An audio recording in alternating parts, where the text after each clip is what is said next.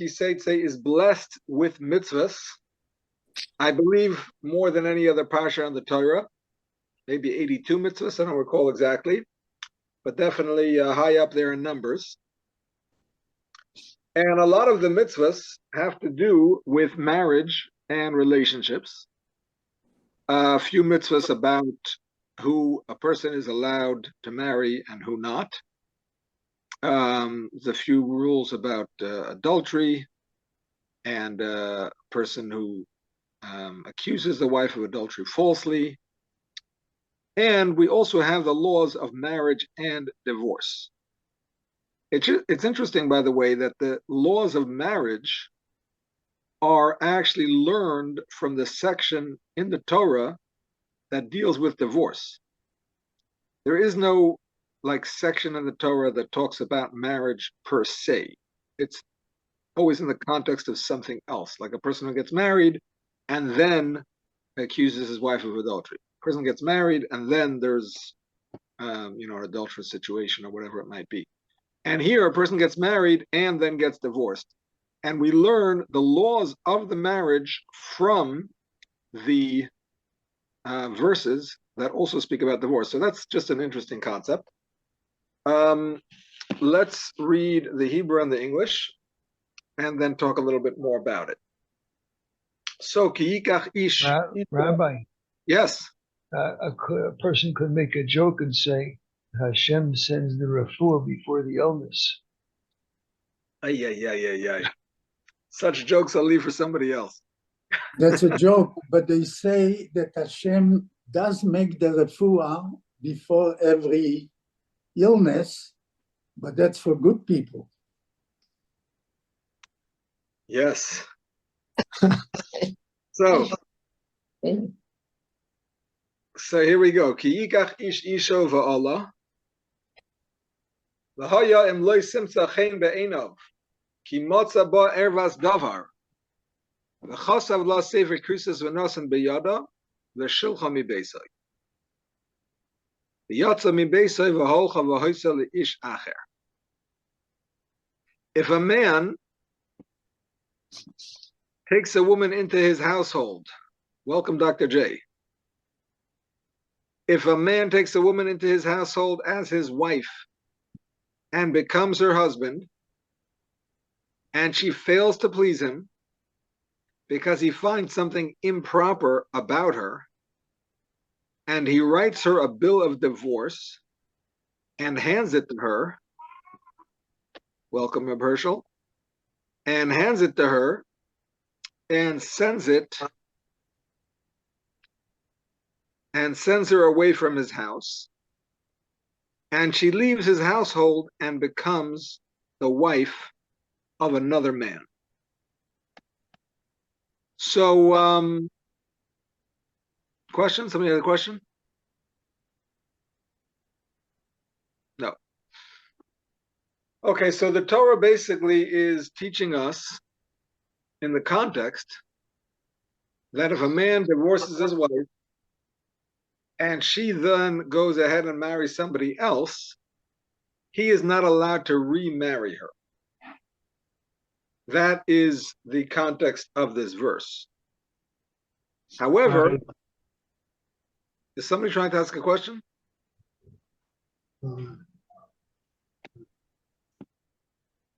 No? Okay, I'm just going to mute everybody because it seems like there's some noise. And if you need to unmute yourself, feel free. Okay, so we learned the laws of divorce from the first verse, that if there is a divorce, it has to be in a very specific manner. He has to write her a bill of divorce and give it in her hand.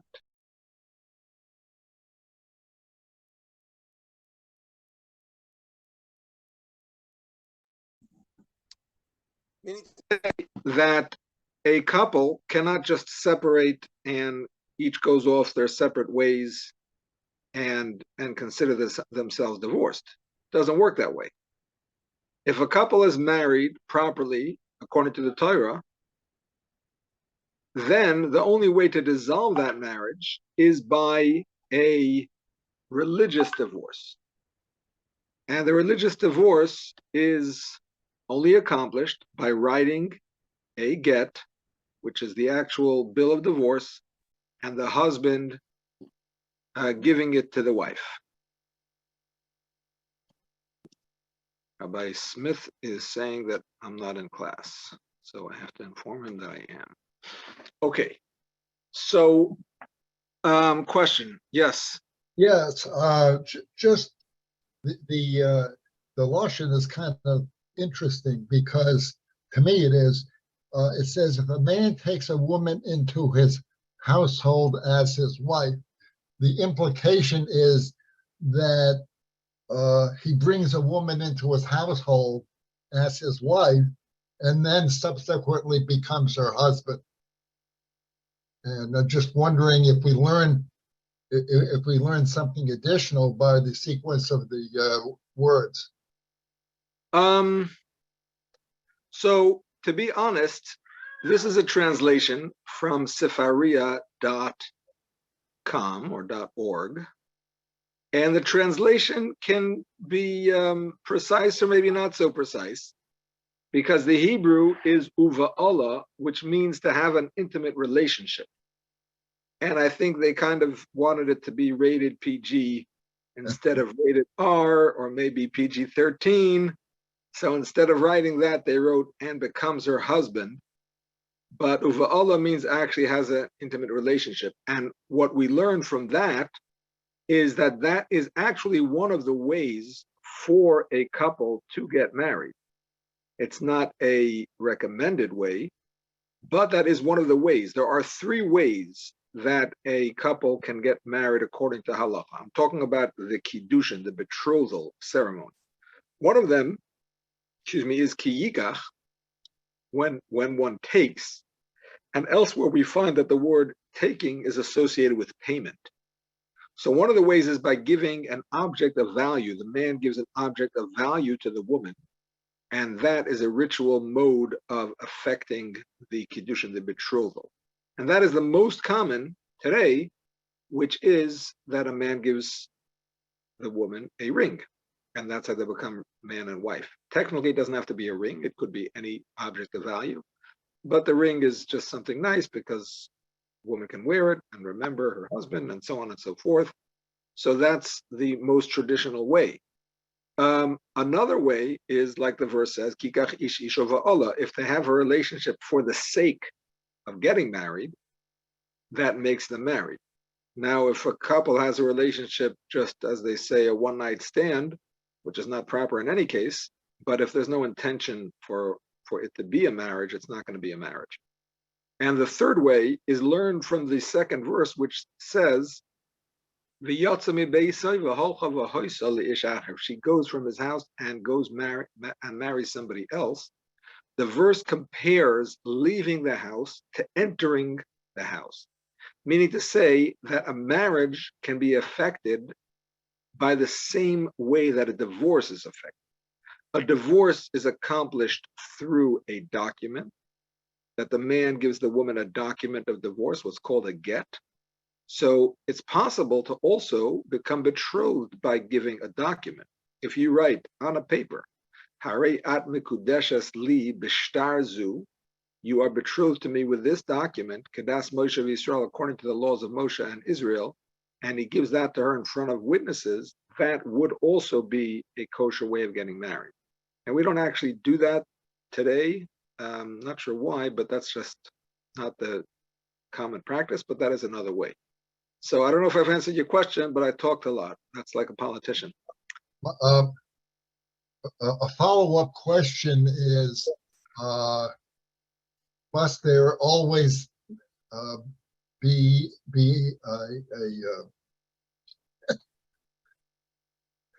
I just drew a blank. Relationship. I'll ask it later if it's worthy. I can't remember right now. I'm sorry. So, Rabbi, it's always the man. It's always the man that gives the document. exactly. In the text of And the if the Chumash, woman doesn't want the document, how does that work? well, then they're not going to get married. Oh, you're talking about marriage or divorce? In the beginning, when the gentleman gives a document that I want to marry you, If she doesn't want it, then obviously she doesn't want to get married, and absolutely they're not married. You can't marry somebody by force. Doesn't okay, work. okay. Whether it's through giving the object a value, or by giving a document, or with a relationship, any of those have to be obviously willing, both sides, for that to be considered a marriage.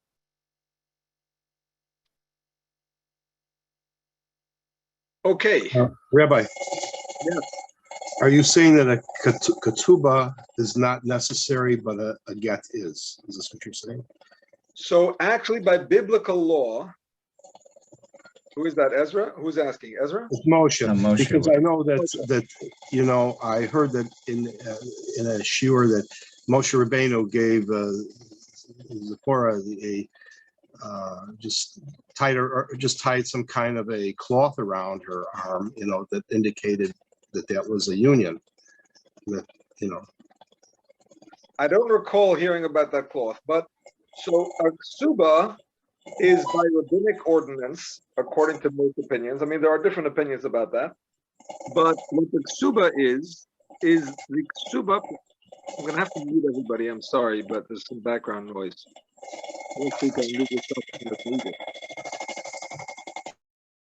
So the ksuba is technically not what makes the marriage. The marriage happens through the kiddushin, which is the betrothal. As we said, that's either through giving money, a document, or an intimate relationship, as well as the chuppah, which we're going to discuss soon. And the ksuba is simply writing out the terms of the marriage, the responsibilities of the husband towards the wife, both in the marriage and when the marriage is no longer existent, either because of death or divorce, the rights of the wife in that case, or what the husband is obligated to give the wife in that case. So whether it's Torah or rabbinic level, there's different opinions about that, but in any case, that's not what makes the marriage actually happen. That's just the terms of the marriage, the details and the financial obligations and so on. But that's not what I'm actually asking. What I'm asking is it mandatory that a person have a ketubah? Or Yes. I see. Whether it's by Torah or by rabbinic law, it is actually mandatory. A couple is not supposed to remain together if they do not have a ketubah. They are forbidden to remain really literally under the same roof unless they have. When did that officially become enforced? So according to those that say it was a Torah obligation that existed all along, according to those that say it was a rabbinic obligation, so it was established probably in Talmudic times, but the rabbis made that rule. And it was basically to protect the rights of the woman, to ensure that a man cannot just divorce his wife and put her out on the street and that would be the end of it. Because you have to remember, in those days, the men were basically the landowners, and they were the people who worked and brought in the money, and all the money technically was theirs. So if a woman could be divorced and did not have a ksuba, she could be left high and dry. Whereas if she had a ksuba, so she had some financial protection, whether in the case of death or of divorce. So that's really what it's about. Okay, one other question. Mordechai and Esther. As you know, Esther went back and forth from King Ahasuerus and back to Mordechai. It was rape. It was rape in the sense of being with King Ahasuerus. But in the case of Mordechai, there seems to be no indication that there was a ketubah. But we know that there was some kind of a get. So that's what I'm trying to understand. Why do you say there was no ksuba? I don't. Was there any information given about this in the in the actual? The whole idea that there was nothing is not clear in the text. It's derived by the sages of the Talmud from whatever verses they derived it. So whatever are the details of that marriage are very, very sketchy. We don't know much about it, but if they had kesubas in those days, then presumably they had a kesuba. If they didn't, then they didn't. That was pre-Talmudic times. So the whole concept of a kesuba may not have existed. I'm not really sure, but if it did, I presume they had one. I have a question for you, Rabbi. Yes. When a spouse passes away and you are a Kohen, why is it that you cannot marry a divorced woman? If you are not a Kohen, I understand you can marry a divorced woman. Yes, that's correct. Are you a Kohen by any chance? Yes, I am. Oh, so it's a very personal question. Okay. I'm sorry. I don't care who hears it. That's I okay. would like There's to nothing know. wrong. There's nothing wrong. I have other Kohen friends who ask the same question. So basically, the Kohen is A priest. a priest, and he is supposed to live kind of a holier life, a life more dedicated to Hashem. And in the temple era, that meant literally serving Hashem in the holy temple. Some Kohanim were lifers, and that was their job, like they stayed there. But most Kohanim were on a roster, and they would come and serve, 2 or 3 times a year. But even during the rest of the year, they were, supported by the community in terms of the tithes, and they were expected to be religious figures and Torah teachers and so on. So as such, a different standard of purity and devotion to Hashem is expected of them. Take, for example, the fact that they cannot become tamei. They cannot go to a funeral other than very close relatives. So that's a difficult thing. A grandfather passes away, God forbid, a grandchild or other relatives that are not immediate family. They cannot go to that funeral, even though it's painful, but because that is associated with impurity and they're supposed to be devoting themselves to Hashem in a way that impurity would disturb that. So the Torah says that they should not go to that, and so on, even though it's difficult. I know Kohanim that have this difficulty every year on the yard side of a parent, and they wish they could go to the grave, and they go as close as they can, but they still feel the difficulty of not being able to approach the whole way. And that's a trade-off. They have the holiness of the Kohen, they get to bless the people, they get to hopefully serve in the Beis HaMikdash when it's going to be rebuilt speedily. But the trade-off is that they have this higher standard of purity and holiness. So part of that is that their marriage should be as much of a union as possible, as devoted to their spouses as possible. And the issue is, the Gemara says that when a person marries a woman who was previously married, and this is more so in the case of a divorce, that the union is not as complete, because it's not, out of necessity, there's no two ways about it, but the previous spouse is somewhat in that person's head, and therefore it's not possible to have the same level of union as a first marriage. Now you could say that's the same with the widow, but nevertheless with the widow, the partner has passed away, so there's no living person that has that emotional attachment. Whereas in the case of a divorce, there is that emotional attachment to the other person. Sometimes maybe there's some positive attachment still. Sometimes it's a negative attachment, but it still can somewhat disturb the full attachment to the second partner. Now, in a case of a regular Jew, a non-Kohen, we say, well, everybody has baggage. The man also has baggage. So he marries a woman and they work it out together and they sort it out. If it's not perfect, you work on yourself. Nobody's perfect. We all have our we're all rough around the edges somewhat. But with a Kohen, we want it to be as much of a union as possible, as little of a disturbance in that relationship as possible. And that's what that's about. And if you want to talk about a Kohen Gadol who's supposed to go into the Holy of Holies, so he is supposed to have the perfect union, and that necessitates that he marry not just a woman who was not divorced, and not just a woman that was not widowed, but a woman who was never with any other man, a virgin, basically, because that's considered the most perfect union possible. Now, of course, there's also emotional facets that go into making a perfect union. It's not just the physical, relationships and marriages and whatever, but that's certainly part of it. So that's what it is. I thank you very much, Rabbi. Sure, you're welcome. Okay, so here we go with the Rambam, Laws of Marriage, Chapter 1, Halacha 1. Yes. I think to answer Yisrael, the way it's written is the way that Yitzchok brought in his wife. He said he brought her into the home, and then he loved her, and that's basically what it basically says in here as well.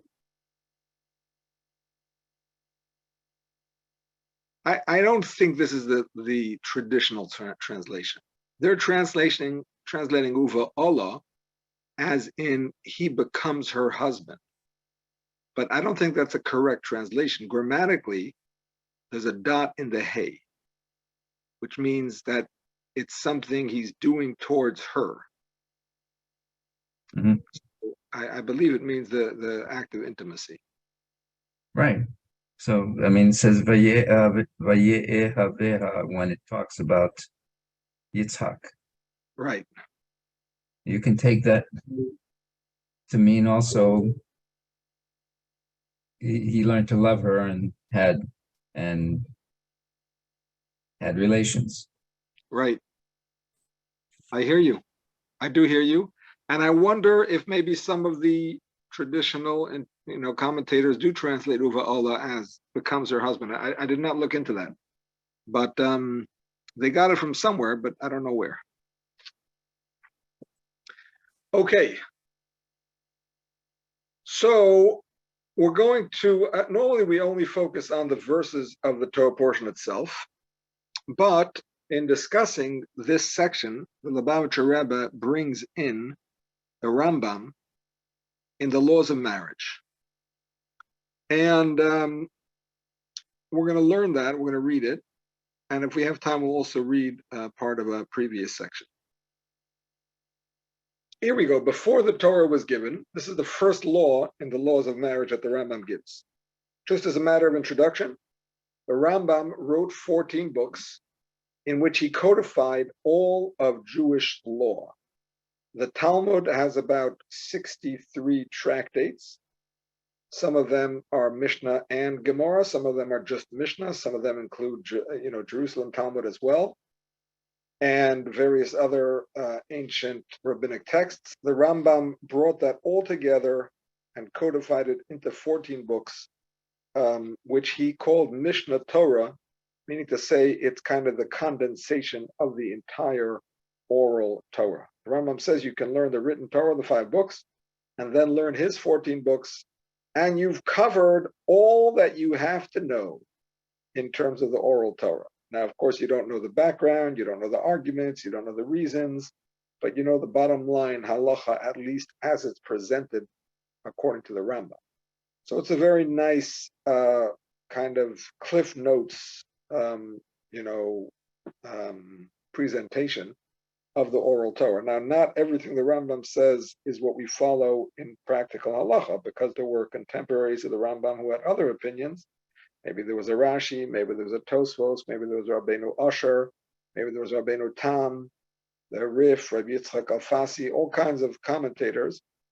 The Rambam is definitely one of the big ones, but he's not the only one. So in terms of practical law, the law does not always follow him, but nevertheless, he is one of the main opinions in halacha.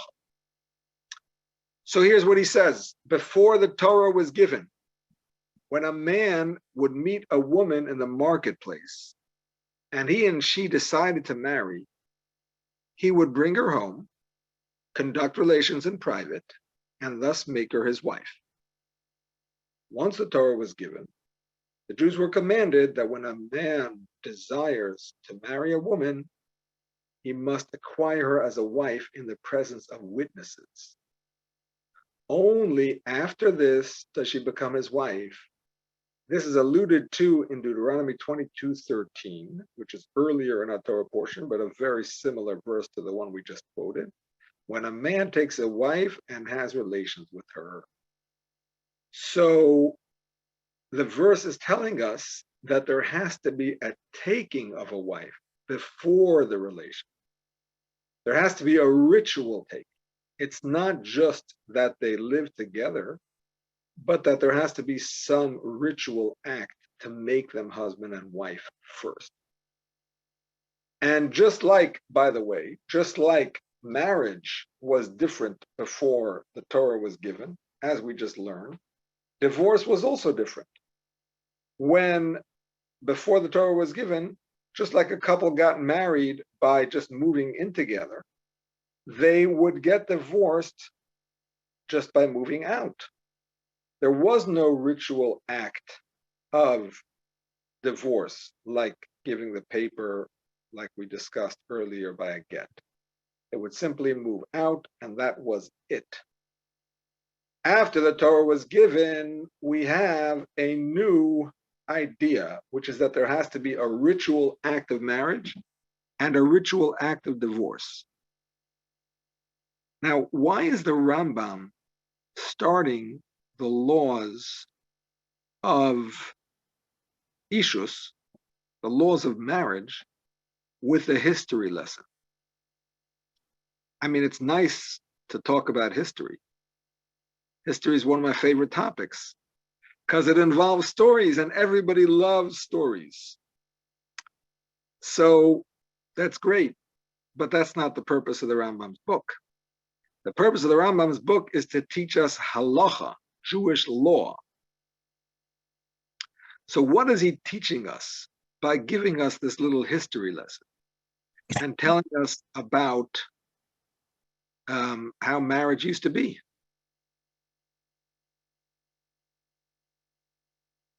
I don't expect you to have the answer because I didn't have the answer before I read the Rebbe's answer. But if you have any ideas, I'm happy to hear them.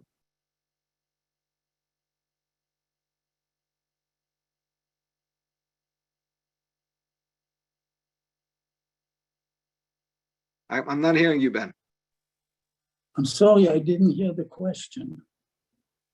So it's not my question, it's the Rebbe's question, and nobody's obligated to have the answer because it's not, it's not an easy one. The Rebbe came up with something, but if you have any ideas, either to answer this question or just in general. What is Yes, that? Rabbi. 1 second, let me repeat the question for Ben's sake, just 1 second.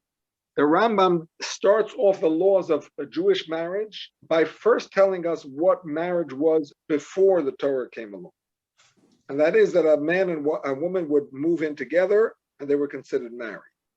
They wanted to get divorced, they would move out and they were considered divorced. When the Torah was given, that's when there became a new law for the Jewish people that a man has to do a ritual act in order to be married to his wife, which we just mentioned before what that is, and only then should they move in together. So what is the purpose of the Rambam sharing this bit of history with us in terms of actual halacha Jewish law? Yes. Rabbi? Yes, Rabbi? go ahead. Yes. I think it's to show an evolution and to show that the Torah is an improvement because it stabilizes things for the benefit of the woman, for the benefit of also even the man, because of the children. There's a lot of reasons, including possibly financial ones, but it shows an evolution from a state of, I don't want to use the term barbarism, but relatively primitive life to a more legally sanctioned life, which Okay. is benefits for everybody. I hear you. I hear you. Well said. Well said. What about going from just a physical marriage to a physical / spiritual? Yeah, I think so. I hear that. I hear that too. Especially considering that a marriage in rabbinic Judaism, the ritual act of marriage is called kiddushin. Now, the word kiddushin can be to be designated, but it can also be sanctified. So it's an act of sanctification. It's not simply a transaction. Very good. Well, I might add to that that there's an aspect of helping to ensure that there's shalom bias. Very good. Yeah. Very good, Can I add my couple 2 Yes, cents? Please, yeah. I truly believe that by giving the Torah to Jewish people, it established a little bit different moral rules for people who follow this. Because in Torah, there are so many laws, it's so many mitzvahs, it's so many specific rules how to maintain your life.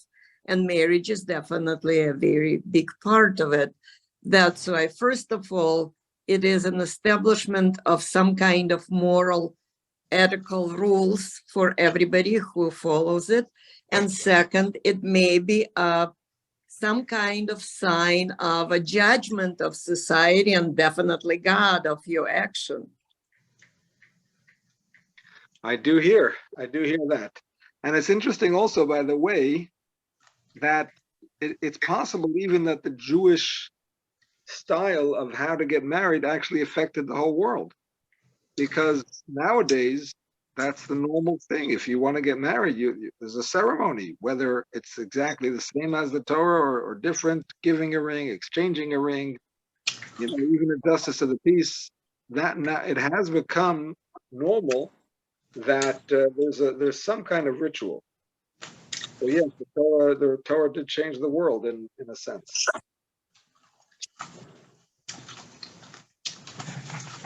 Okay, so the Rebbe's answer is going to incorporate a lot of what has been said. But before I give that answer, I'm going to explain another question that the Rebbe has. I'm just reading the chat. 74 mitzvahs in Ki Saytsay. Okay. I don't know where I got the number 82 from, and I don't want to take away too much time of the class to research that, especially because it's not really relevant. Let me see if I can find it quickly.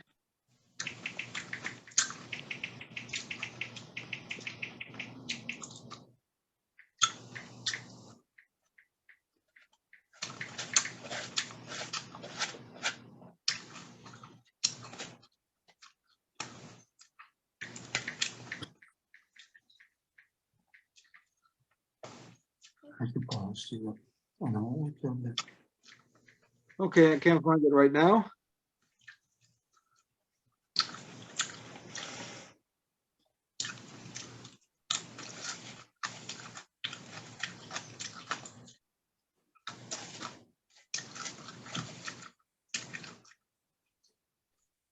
I had a document that discussed that. Okay, I think I got that number from somewhere, but I don't remember. Okay, hold on 1 second, please. Let me shut off. 1 second, please.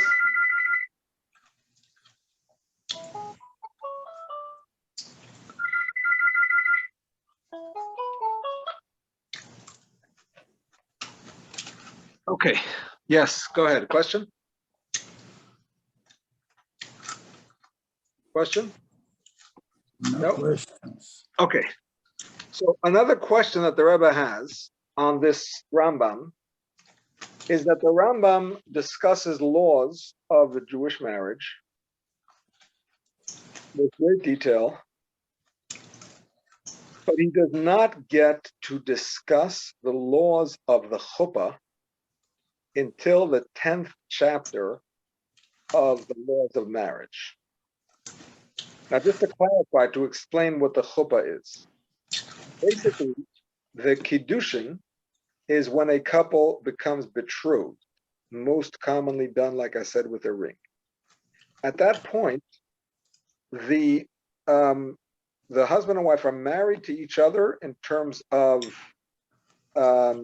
if the wife would have relations with somebody else, it would be considered adultery. I'm going to mute everybody because there is some background noise. You can unmute yourself as necessary. But they're not yet supposed to live together as husband and wife until what we call a chuppah, which completes the marriage. And that's when they stand under a chuppah. Normally the bride has a veil covering her face. We recite certain verses. That's when we finalize the ksuba. And then they go into a room to be alone together. That's called yichud. And then we have a party. So the party is not really essential to make the marriage a marriage, but that's something normal and expected to celebrate. But the chuppah is definitely necessary in order for it to be considered fully married. A couple is not supposed to live together without that chuppah ceremony. And therefore, it's very unusual that the Rambam takes 10 chapters till he gets to that explanation of the chuppah, when it's like two halves of one whole. So why not set that out in the very beginning of the laws of marriage instead of waiting till all the way later? Rabbi, Yes, so is that the Rebbe's question? yes.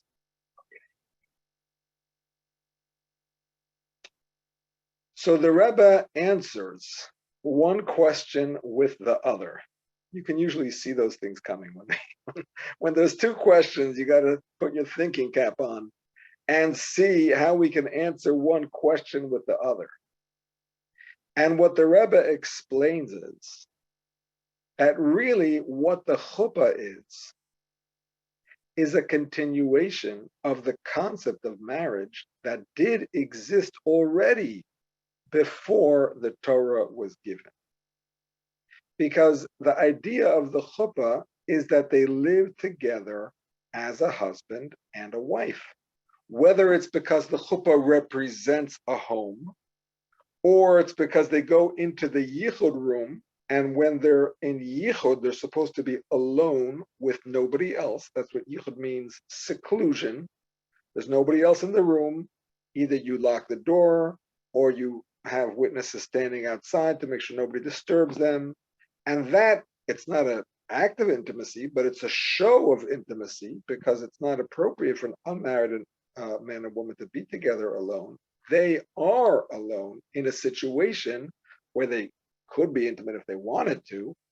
Obviously, the bride has makeup on and there's a whole party waiting outside, and photographers are waiting and everything. So that's not appropriate in any case, but it's theoretically possible. So that shows that they're in a relationship as a husband and a wife.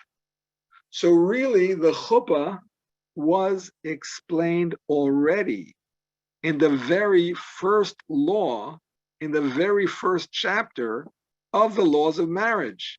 That's what a chuppah is, that a husband and wife live together in the same home as a married couple. Now, we do it in a certain way. We call it a name by a chuppah. We also have wine. We say brachas at that time. We read a ksuba at that time. But those are all the trappings of the chuppah. The core essence of the chuppah is that the couple lives together as a husband and a wife, which is exactly what marriage was before the Torah was given. What the Torah came and accomplished is that we have the kiddushin beforehand. And the purpose of the kiddushin, and this is a concept that was brought up in the discussions we had before, is that elevates the marriage to a much higher level. Because when the marriage is just, okay, we like each other, we're going to move in and we'll be husband and wife, and we don't like each other, we're going to move out, we're divorced, Well, that kind of relationship is not a sanctified one. It's not an elevated one because it could happen so easily and it could be ended so easily. And there's kind of no protection, especially in those days when the woman did not have the same legal standing in society as a man, and she could just be thrown out just like that. So that's not at all a situation of shalom bayis, of peace in the home. That home, because it doesn't have the solid foundation of a real commitment, where you actually have a ceremony with a rabbi, with a blessing, and a ceremony that could only be ended with another serious ceremony. It has to be proper with scribe and witnesses and all that and so on. So that sanctifies this relationship and says, this is not just a fly-by-the-night thing. This is not simple. This is a very serious matter that we're really committing to. And this is what really the Torah is all about. The Torah is about bringing peace in the world, peace between husband and wife, peace between teacher and student, between families, between nations. This is why the Torah was given. And that's why the Torah is the one that brought about this new aspect to the marriage. Now, this is going to tie in with the last halacha of the previous book in the Rambam. And this is kind of the Rebbe's, the word is chidush in Hebrew. Chidush means when you come up with a new insight.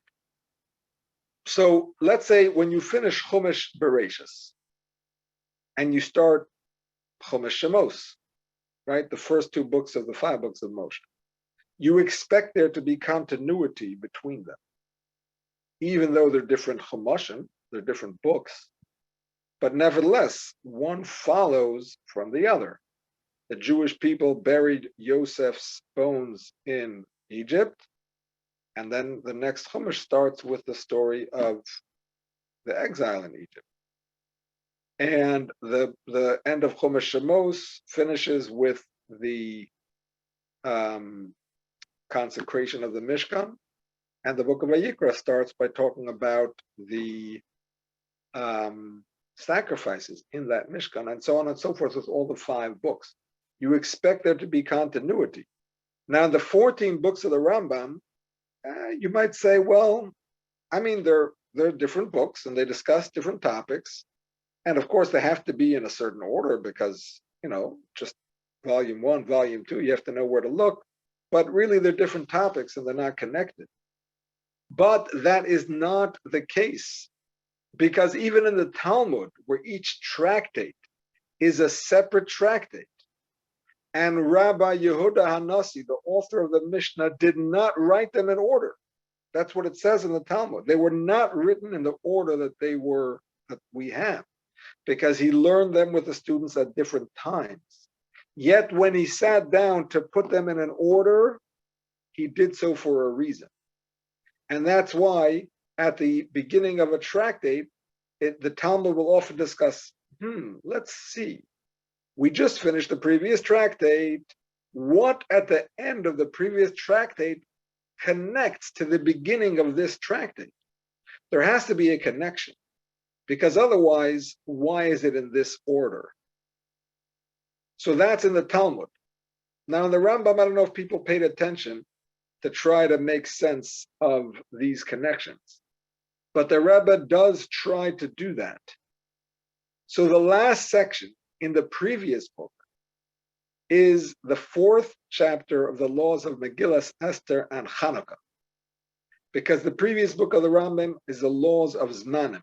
Zmanim are the times, mitzvahs that are related with the times, the holidays basically, Shabbos, Yom Tov, Rosh Hashanah, Yom Kippur, Sukkot, you name it, all the holidays, fast days, and finally, the laws of Megillas, Esther, and Hanukkah, which are rabbinic, but nevertheless are special days. So here is the last law in that section. If a person has the opportunity to fulfill only one of 2 mitzvahs, lighting a lamp for one's home, Shabbos candles, or lighting a Hanukkah lamp. Sorry. Yeah, that's it. Those are the options. Shabbos candles or a Hanukkah lamp. Or alternatively, lighting a lamp for one's home, Hanukkah lamp, or reciting Kiddush. The lamp for one's home receives priority. The Shabbos candles have priority, both over wine for Kiddush and a Hanukkah lamp. We're talking about a person who's so poor he can't afford all of these things. He's making decisions about these very basic things. So we have to decide what is more important. The Shabbos lamp is more important since it generates peace within the home. Now, why is the Shabbos lamp considered to be generating peace? Now, of course, the Shabbos lamp, by the way, is also to honor the Shabbat. Because when you eat a meal in darkness, that's not a very honorable meal. So you're going to eat the Shabbos meal, you want it to be light. Nowadays, of course, we have electric lights, but they didn't used to have that. So you can't light a candle on Shabbos, obviously. So the sages said to light candles before Shabbos to make sure you will have light by the meal. So that's the concept of honoring the Shabbos with those lamps. But there's another component of it, which is that if it's dark in the house and somebody trips, that's a reason for people to get angry. Why did you leave that there? Now I tripped, now I'm hurt, and blah, blah, blah. So in order to prevent those difficulties in the home, the sages said to light the Shabbos candle. So that is relating to the idea of peace within the home. That idea of peace within the home is more important even than the mitzvah of Hanukkah lamp, which is publicizing Hashem's miracles in this world, and also more important than making Kiddush on wine. As the Rambam continues to explain, peace is of primary importance, as reflected by the mitzvah requiring Hashem's name to be blotted out to create peace between a husband and his wife. That's in the case of a sota, a suspected adulteress, who we say the only way she can be cleared is by writing certain section of the Torah on parchment, erasing the parchment into water. She drinks it, and if she's innocent, she can go back to her husband. So we know that erasing Hashem's name is a very serious matter. Yet for the sake of hopefully clearing up this woman's name, the Torah allows it. So we see how important the idea of creating peace is. And here is the end of the Rambam's section. Peace is great, for the entire Torah was given to bring peace within the world. As Proverbs states, its ways are pleasant ways, and its paths are peace, and all its paths are peace. We say that in our prayer. Its ways are pleasant ways, and all its paths are peace. So if the whole Torah was given to bring peace to the world, It's already off. It doesn't let you. If the whole Torah was given to bring peace to the world, obviously the mitzvahs that are associated with bringing peace are of greater importance than the other mitzvahs that are not as directly associated with that. So I'll share a personal story since we're talking about this Rambam. When my parents were getting married, there was a bit of a difference of opinion as to who would walk them down the aisle. Because my father wanted to follow the Chabad custom, even though his parents weren't Chabad, but he wanted to follow the Chabad custom because that's what he had grown attached to in yeshiva. And the Chabad custom is that the father of the bride and the father of the groom walk the groom, and the mother of the bride and the mother of the groom walk the bride. So it's fathers with the groom and mothers with the bride. And my father's parents, even though they weren't Chabad, they were okay with that. They didn't mind. On the other hand, my mother's parents, who were somewhat Chabad, but were not really card-carrying Chabad members, they had their own custom, and they wanted to walk their own daughter down to the chuppah. They didn't want, some stranger walking her down and them walking down a stranger in terms of, the father and the mother. They wanted to walk their own daughter down the aisle. So they were having a bit of a disagreement about it. And my father wrote to the Lubavitcher Rebbe about this disagreement and asked for his advice. So the Rebbe said, if you can bring about that both parties should agree to the Chabad custom, that's a good thing, because it is, after all, our custom.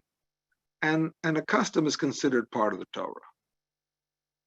But on the other hand, if this is going to bring a fight, which is the opposite of peace, then you should forego the custom and agree to go with your Kala's side's idea. Since the whole Torah was only given to bring peace to the world, you should not take one custom and override peace, which is the whole purpose of the Torah. So as a result of that response, you can guess what happened, that my mother's parents got to walk their daughter down the aisle. And that's the story.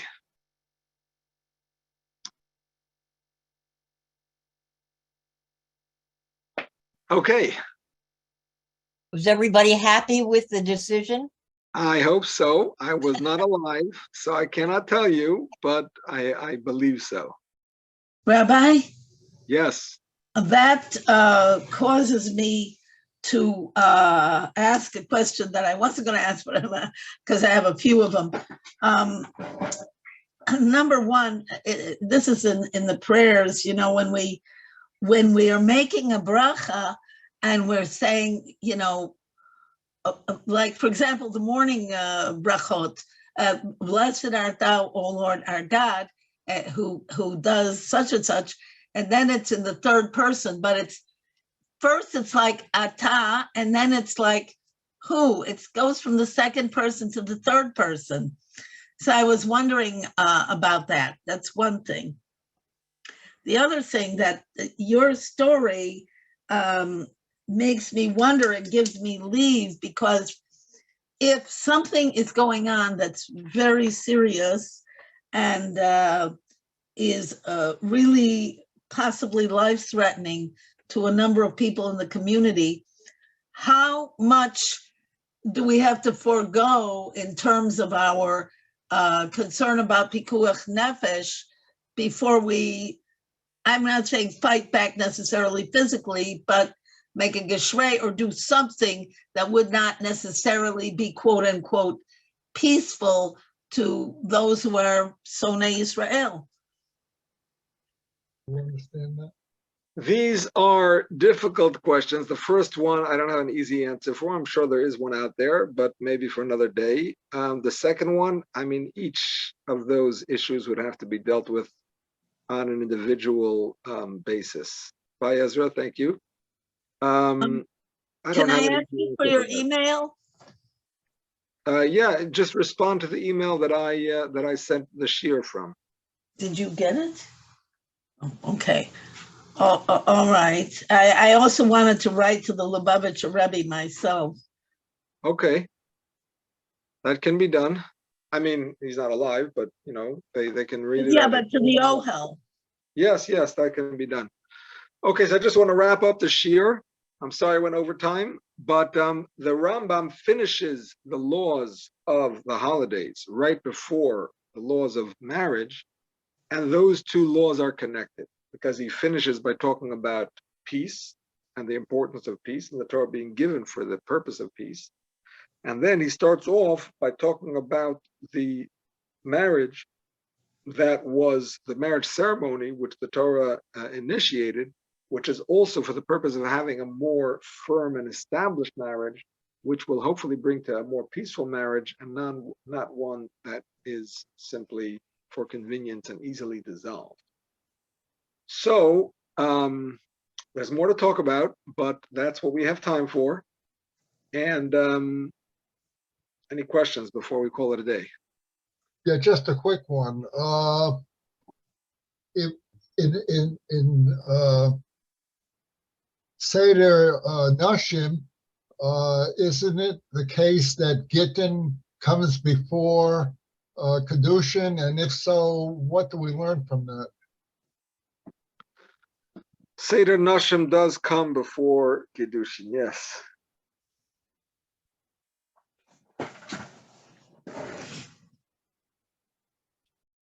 Rabbi?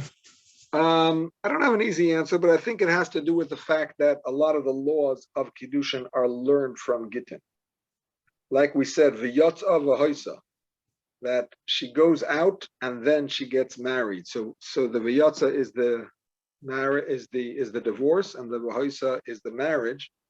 And because in the verse the divorce is discussed before the marriage, even though in the verse it's the second marriage, but that's why the Masechtas were arranged in that order.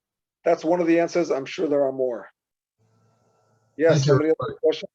Sure. You just answered my question. I was also. Okay. Rabbi, Yes.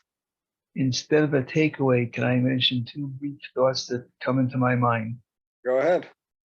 So one is, you mentioned how the end of something is an introduction to the next piece, and Yes. it goes back to where it was before.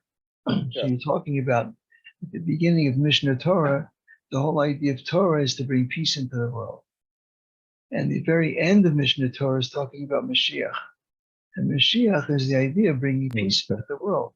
When nations will lie down their weapons and nobody will go to war and everybody will live in peace. And this will be the fulfillment of King David and David HaMelech and Shlomo HaMelech, whose name is Shalom, which is peace. And this is the conclusion. The end is wedged in the beginning, and the beginning is wedged in the end. So that this sort of ties up the package very nicely between the end and the beginning, and the beginning and the end. Very nice. I hear it. Very nice. And the second thing is, you talked about this, the personal story of trying to, it's a situation where you're trying to make everyone happy. So the story is just a brief thing regarding the Alter Rebbe, Rabbi Shir Zalman of Liadi, the first Lubavitcher Rebbe, the one who founded the Lubavitcher Hasidic section of Hasidim. So there were. How did he get his name, Shir Zalman? There were two relatives in his family, and one was named Uri, which means light, and another one was named Meir, which means luminary, or also connected to light. So before he was born, one section of the family wanted him to be named Meir, and the other wanted him to be named Uri. So what his parents did was they named him Shnei Or, two lights. It was a combination of Uri and Meir, so that there would be peace in the family, and both segments of the family would be happy that their name of Meir and their name of Uri would be represented in this new baby whose name is Shnei Or. Very good. I do appreciate that story, but I must correct, because I do like to get things historically correct. I must correct that the name Shnei Or predates the Alter Rebbe by several generations.